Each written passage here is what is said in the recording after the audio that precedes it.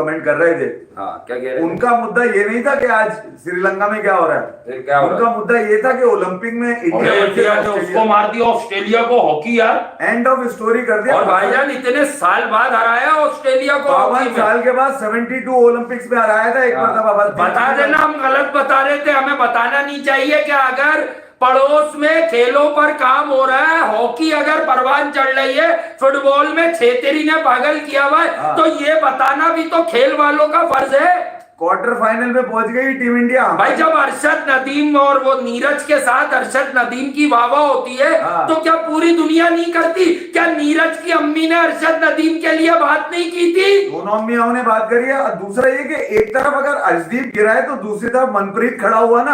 आज उसके 2 गोल यार, उसने कमाल खेला यार, सुपरस्टार और ड्रैग फ्लिक। मतलब मैं आपको क्या बताऊं उसकी हिस्ट्री, शायद मैं बता चुका हूं, एक मरतबा फिर बता देता हूं आपको कि भैया ये तो फार्मर था, किसान आदमी था, ठीक है। जिंदयाला अमृतसर इंडिया से की पैदाइश है, वहां पर छोटी मोटी जमीन है, वहीं खेती बाड़ी करते थे।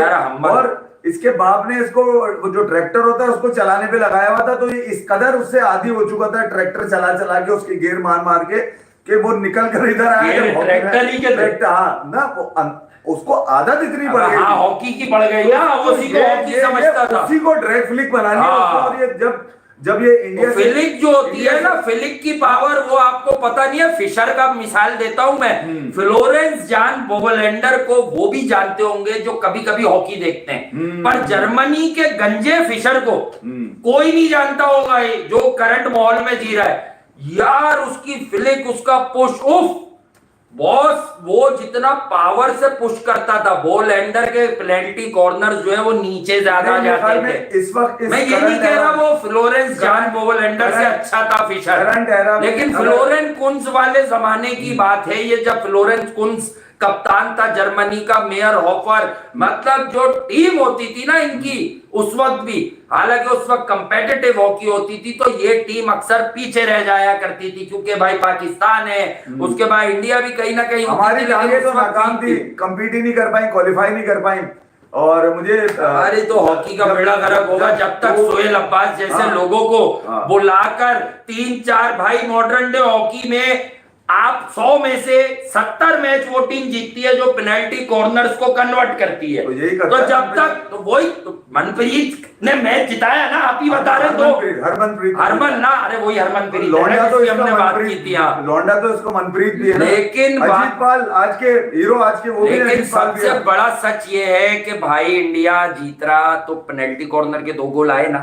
इसी तरह अगर पाकिस्तान को भी कभी जीतना है तो भाई आपको पेनल्टीज पर गोल मारना है, पेनल्टीज आगे की बात कर रहा हूँ।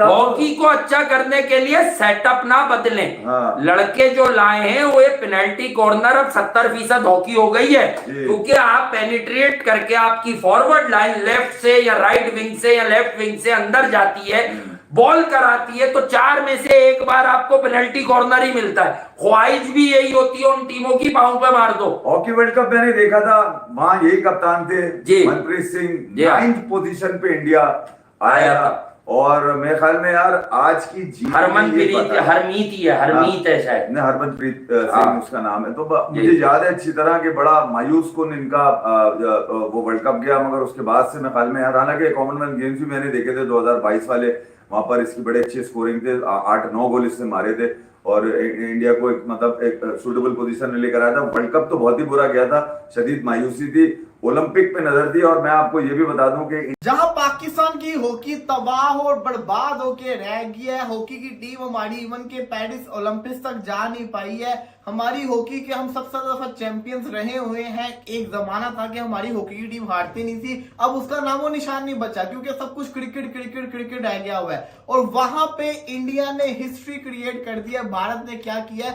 52 इयर्स की जो उनकी हिस्ट्री थी कि ऑस्ट्रेलिया को आज तक वो ओलंपिक्स में हरा नहीं पाए थे। देखो जो भी है, जब बात है ना तो उनकी तो वो खाली क्रिकेट नहीं है, हर स्पोर्ट्स के तो तबाही मचा रहे हैं, हर स्पोर्ट में कुछ ना कुछ कर रहे हैं, क्रिकेट पे इन्वेस्ट नहीं कर रहे। अभी उनकी एक मानू भेकर लड़की थी जिसने, जिसको कहते हैं ना मेडल जीता, उसको पहला जीता, 2 मेडल जीत चुके, तीसरा भी वो जीते फाइनल में आया। तो उस लड़की के ऊपर उन्होंने 2 करोड़ उनकी गवर्नमेंट ने इन्वेस्ट किया था उसकी ट्रेनिंग के लिए।